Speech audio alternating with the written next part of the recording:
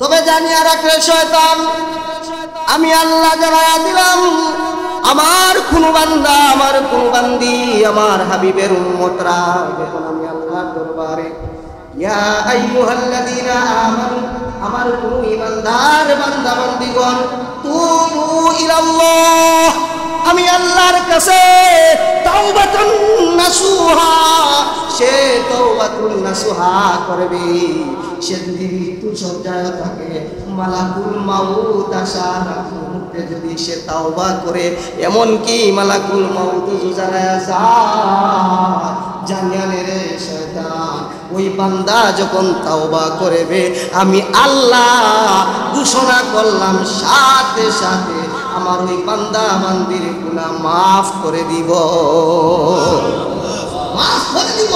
তুমি শয়তান, সারা জিন্দেগি তুমি আমার বান্দা বান্দিদেরকে কুমন্ত্রণা দেও, ওয়াসওয়াসা দেও, তবে আমি আল্লাহ ঘোষণা করলাম ইয়া আইয়ুহাল্লাযীনা আমানু তুবু ইলাল্লাহি তাওবাতান নাসুহা, আমার বান্দা মৃত্যুর আগে যদি সে তাওবা করে নেয়, আমি আল্লাহ আমার বান্দা বান্দির তাওবার কারণে আমি আল্লাহ তার জিন্দেগির সমস্ত গুনাহ মাফ করে দিব। বলুন না সুবহান।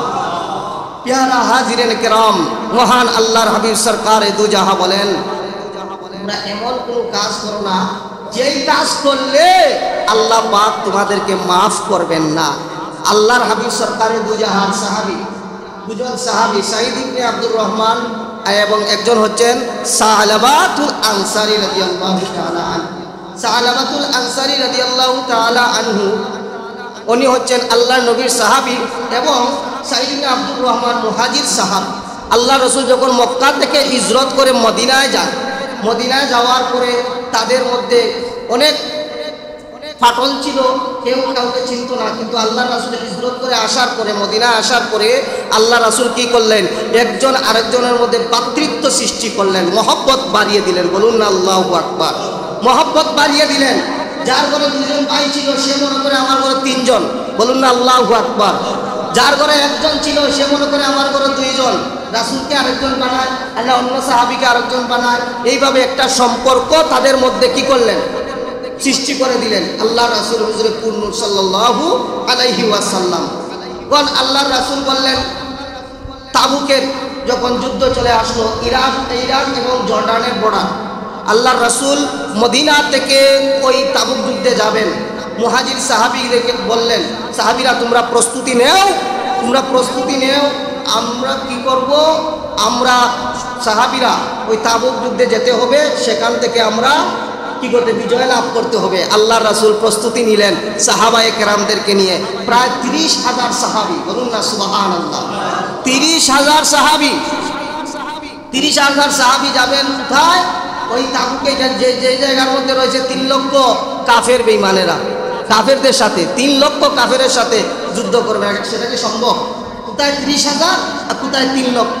তখন আল্লাহ রাসূল বললেন, যাও সাহাবীরা তোমরা তোমাদের বিদায় নিয়ে চলে আসো, আর যার যে ঘর এবং বাড়িঘর একজন আরেকজনের কাছে বুঝিয়ে দিয়ে চলে আসো।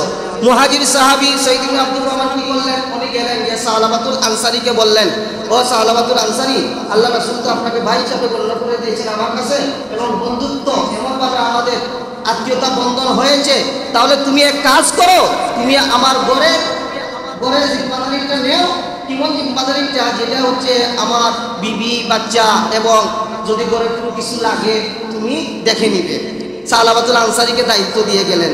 সালাবাতুল আনসারী কি করলেন, বলে ঠিক আছে আমি দায়িত্বটা গ্রহণ করলাম। গ্রহণ করার পরে ওইদিকে আল্লাহর রাসূলের সাথে মুহাজির সাহাবী চলে গেলেন তাবুকের যুদ্ধে যাওয়ার জন্য। 1 মাস লাগছে এই জায়গার মধ্যে যাওয়ার জন্য। যখন রওনা হলেন, আর ওইদিকে কাফের বেঈমানেরা অপেক্ষা করতেছে কখন আসবে। তারা অপেক্ষা করতে করতে বলে, আল্লাহর রাসূল 30,000 সৈন্য নিয়ে আসতেছে, আমরা তো জানি আল্লাহর রাসূলের সাথে অনেক কিছু বিরোধমান। বলুন না সুবহানাল্লাহ। তারা ভয় ভীতি পেয়ে তারা কি করলো, ওই জায়গা থেকে পলায়ন করলো। বলুন না আল্লাহু আকবার। আল্লাহর রাসূল তাবুক যুদ্ধে জয়লাভ করলেন। আল্লাহর রাসূল তাবুক যুদ্ধে জয়লাভ করলেন। জয়লাভ করার পরে প্রায় 1 মাস পরে তারা চলে আসলেন। আসার পরে আল্লাহর রাসূলের ওই মুহাজির সাহাবী, ওনার মুহাজির সাহাবী যখন তারা আসতেছেন, তখন ওই সালাবাতুল আনসারী কি করলেন, ওনার বাড়িতে গেলেন, সাঈদ ইবনে আব্দুর রহমানের বাড়িতে গেলেন। যাওয়ার পরে কিছু জিনিসপত্র নিয়ে গেলেন, নিয়ে ওনার কাছে দেওয়া প্রয়োজনীয় জিনিস দিতে চাইলেন। চাওয়ার মধ্যে উনি হাত বাড়ালেন, শুধু হাতটুকু বাড়ালেন। বাড়ানোর মধ্যে যখন দেখলেন ওনার হাতটা এত সুন্দর হাত, উনি মনে করলেন হাতটা যদি এত সুন্দর হয়, ততক্ষণ পর্যন্ত হাত দেখা পর্যন্ত কিন্তু উনি ওনার মস্তিষ্কের ভিতরে কিছু ঢুকায় নাই। ওই মুহূর্তেই শয়তান ওয়াসওয়াসা দেওয়া শুরু করলো, আহারে সালাবাতুল আনসারী কি মিস করতেছিস, এত সুন্দর হাত, অত সুন্দর হাত করে কেউ নেই, তোর বন্ধুও নেই, কেউ নেই, ওই তো সুযোগ যায়, যা তুই তোর কামনাটা পূর্ণ কর। সাথে সাথে সালাবাতুল আনসারীর মধ্যে শয়তান কি করলো, ওয়াসওয়াসা দিতে লাগলো। আর সালাবাতুল আনসারী পর্দার আড়াল থেকে উনি হাত বাড়ালেন, উনি কি করলেন, পর্দার ভিতরে চলে গেলেন। গিয়ে হাতটা যখন ধরলেন তখনই ওই মুহাজির সাহাবীর স্ত্রী ডাক দিয়া বলেন, সালাবাতুল আনসারী, আপনি হলেন আমার স্বামী, আপনার আমার স্বামীর বন্ধু। ও সালাবাতুল আনসারী, আমার স্বামী আপনার কাছে আমাকে আমানত স্বরূপ রেখে গিয়েছে। না রে সাহাবী, তুমি এই কাজ করতে পারো না। আপনি একজন নবীর সাহাবী হয়ে আমার হাত ধরেছো, তোমার অন্তরে কি মহান আল্লাহ পাকের ভয় নাই? তোমার অন্তরে কি আখিরাতের ভয় নাই? তোমার অন্তরে কি জাহান্নামের ভয় নাই? কিভাবে তুমি আমার হাতটা ধরলা?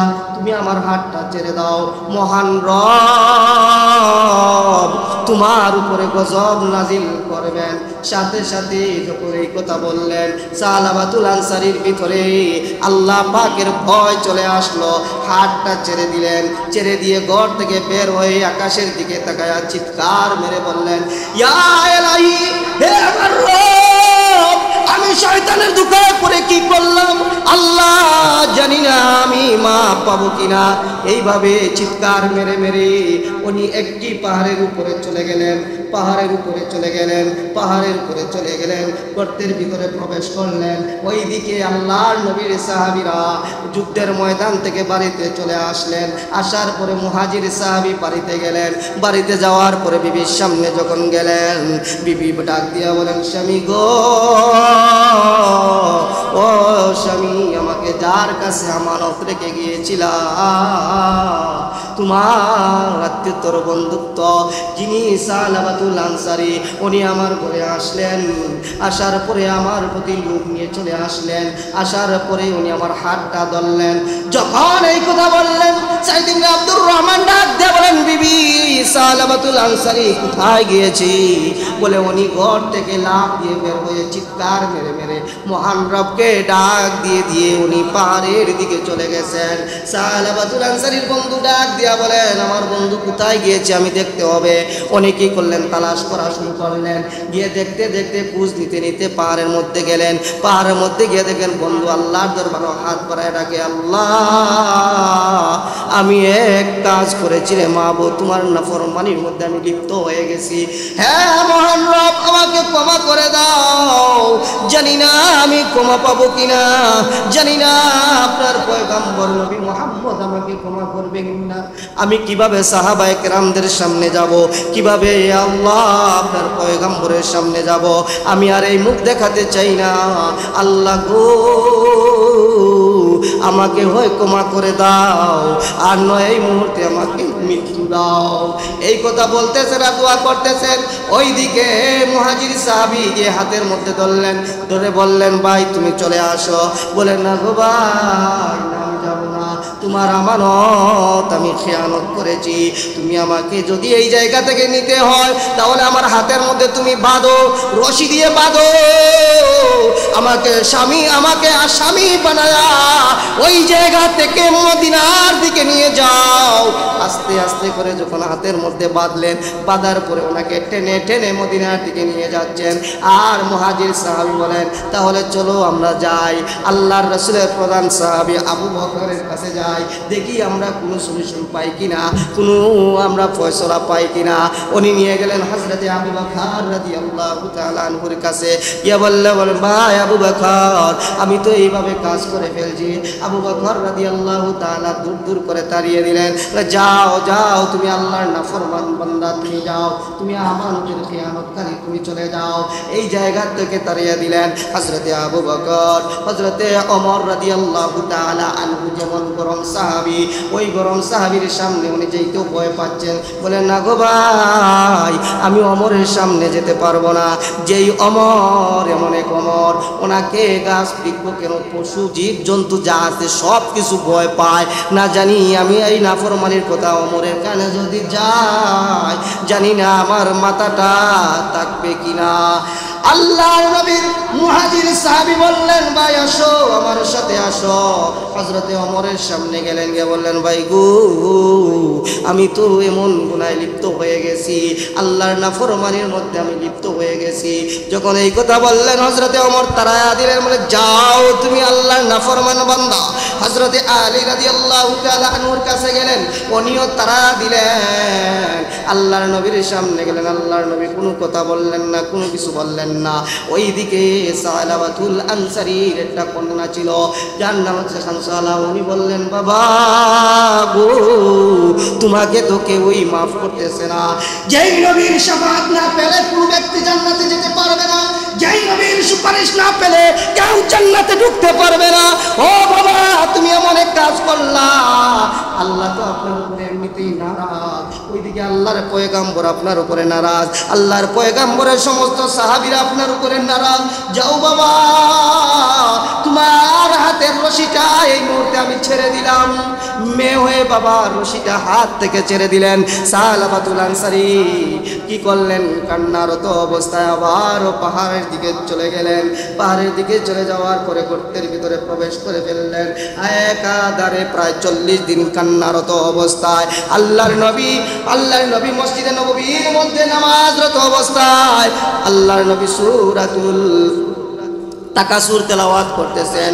2 রাকাত 2টা আয়াত তেলাওয়াতের পরেই আল্লাহর রাসূল পাক সাল্লাল্লাহু আলাইহি ওয়াসাল্লাম, আল্লাহর রাসূল হুজুরে পুরনুর সাল্লাল্লাহু আলাইহি ওয়াসাল্লাম ঘোষণা করলেন।